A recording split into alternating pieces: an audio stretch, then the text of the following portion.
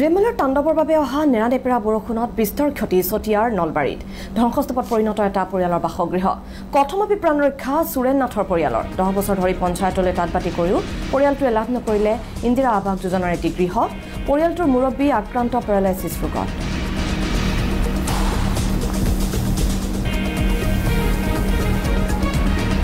অভিষেক অধিক জনাব Biswanath senior bureau chief Hemanta Saikia হয় মই বৰ্তমান উপস্থিত আছো বিশ্বনাথ বিধানসভা সমষ্টিৰ অন্তৰ্গত চতিয়াৰ 1 নম্বৰ নলবাৰী গাঁৱৰ সুৰেন নাথৰ বাসগৃহত গাঁৱৰ পাছত শান্তনে দেখুৱাইছে আজি পুৱা প্ৰায় 5 বজাত তেখেতৰ এই বাসগৃহটো হঠাৎ ধ্বংসস্তূপত পৰিণত হয় কাৰণ কেইবাদিনৰ ৰুমেলৰ যি আসলে তাণ্ডৱ সেই তাণ্ডৱৰ ফলত সৃষ্টি হৈছিল বৰষুণ আৰু এই বৰষুণৰ বাবে তেওঁলোকৰ যিটো ঘৰ তেওঁলোকৰ সেই ঘৰটো আজি তেওঁলোকৰ আসলে এইদৰে ধ্বংসস্তূপত পৰিণত হ'বলগীয়া হয় পৰিয়ালটোৰ যিগৰাকী মূল মহিলা তেওঁৰ পৰাই জানিব বিচাৰিম যে কেনেদৰে এই ঘটনাটো সংঘটিত হ'ল কেনেকৈ মানে একদিন বৰষুণ পৰি আছিলে খুব অলপ ভিতৰতো পানী পৰিছিলে তাৰপিছতে খুঁটাবিলাকো পচি আছিলে আমি ভবাও নাছিলোঁ এনেকুৱা হৈ যাব বুলি তৎমুহূৰ্তত তাৰপৰা যেতিয়া বেৰখন পৰি গ'ল ৰাতিপুৱা 5 বজাত তাৰপৰা মানে উঠিবলৈ সুবিধাই নাপালোঁ এখন বেৰ এখন পৰিছে তেতিয়া মই ল'ৰাক জগালোঁ ল'ৰা বেৰ এখন পৰিল পাপাকো উঠাব লাগে তেতিয়া মানে আমি উঠিব নাপালোঁৱেই তাৰপৰা লাহেকৈ গোটেই ঘৰটোৱে আমাক হেঁচা মাৰি ধৰিলে আৰু সেইটো সময়ত লাইনো নাছিলে কাৰণে আমি বাচিলোঁ বাৰু তাৰপৰা উঠি আহিলে ওচৰৰ মানুহগৰাকীয়ে চিঞৰ বাখৰ লগালে তোৰ ঘৰটো পৰিল বুলি তেতিয়া ঘৰৰ মানুহখিনি ওচৰৰ মানুহখিনি ওলাই আহি কোনোবাই টিং টানিছে কোনোবাই বেৰ টানিছে তাৰপিছতে ল'ৰাই আকৌ মানে যিডাল মুধচৰ বাঁহ সি হাতৰে ধৰি ৰখাই আছে মানে আমি তেতিয়া ওলাই আহিলোঁ আহি আধা ঘণ্টামানৰ পিছতহে মানে দেউতাকক উলিয়াব পাৰিছোঁ হেঁচা মাৰি ধৰিলে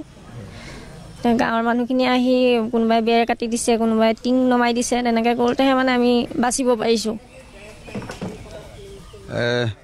আপোনালোকৰ কোনোবা আহত হৈছে নাই হোৱা নাই আহত কোনো হোৱা নাই নাপালে কিন্তু অলপ কিছু মানে স্বামীজনে কষ্ট পাইছে আৰু তুমি কি কৰি আছা আমি বিচনাতে শুই আছিলোঁ এতিয়া 5মান বাজিছিলে এটা উঠাও নাই মানে প্ৰথমতে বেৰখন মেটেক কৰোঁতে মায়ে জগাই দিলে আমি দাদাই মোক শুই আছিলোঁ তাৰপিছতে মায়ে জগাই দিলে উঠ বুলি তাৰপিছত মানে আমি ওলাবলৈ কিন্তু পাপাক মানে আমি উলিয়াবলৈ চান্স নাপালোঁ তেতিয়া গাঁৱৰ দাদাহঁত আহিছে পাপাক উলিয়াই দিছে মানে পাপাক হেঁচা মাৰি ধৰিলে পাপাই মানে ভয় খাই পেলাই তলত পৰি গ'ল পাপা পেৰালাইজ খোজকাঢ়িব নোৱাৰে তলত পৰি গ'ল কাৰণে মানে বেৰেছে হেঁচা মাৰি ধৰিলে অলপ হাতে চাতে ভৰি আছে অলপ দুখ পাইছে ঘাইল হৈছে তো দাদাহঁতে আহি পেলাই উলিয়াই দিছে সেই আধা ঘণ্টামানৰ পাছত এতিয়া আপোনাৰ স্বামী কিমান বছৰ ধৰি এইদৰে অসুস্থ হয় 3 বছৰে হ'ল 3 বছৰ হ'ল ঘৰখন মই দায়িত্ব মই বাইদেউ হোটেলতে কাম কৰি আছোঁ কৰি মই ঘৰো চলাই আছোঁ এজনী ছোৱালী পঢ়াই আছোঁ মই পটককেতো ঘৰ এটা বনোৱা সম্ভৱো নহয় ধৰক আৰু বহুতবাৰ মানে তেনেকৈ ডকুমেণ্টছ নিলে একাউণ্ট নিলে আজি ইন্দিৰা আৱাস যোজনাৰ ঘৰৰ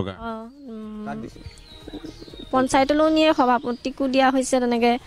আৰু তেওঁ এবাৰ নিজেও খুজিছিলে ৰাতি গৈ মই দি থৈও আহিলোঁ কিন্তু একেলগৰ ঘৰ বনাই লৈ পেলাই মানুহ সোমাল কিন্তু মোৰ আজিলৈকে ঘৰ কোনো কাৰণত নাহিল আহিব বুলি কয়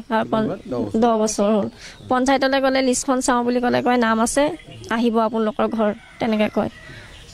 হেমন্ত শইকীয়া আপোনাক ধন্যবাদ জনাইছোঁ